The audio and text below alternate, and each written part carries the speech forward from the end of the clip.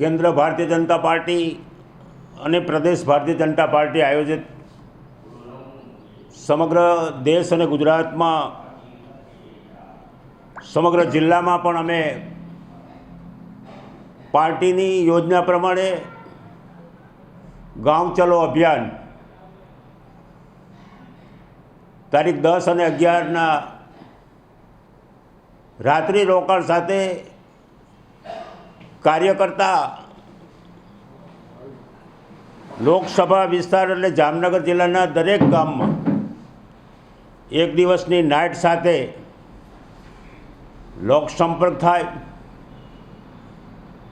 સરકારશ્રીએ કરેલા ગુજરાત અને કેન્દ્રની સરકારે કરેલા કામોની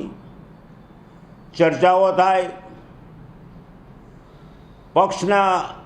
બૂથ સુધીના કાર્યકર્તાને મળવાનું થાય, સમાજના જુદા જુદા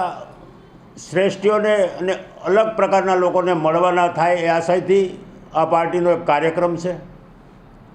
આ કાર્યક્રમમાં બધા જ આગેવાનો અમારા ભાઈશ્રી રાઘવજીભાઈ પટેલ, માન્ય મંત્રીશ્રી પણ બેરાજ પસાયા ગામે જવાના છે, તેમજ પૂનમબેન માડમ પણ MP શ્રી દાઘેડી ગામે,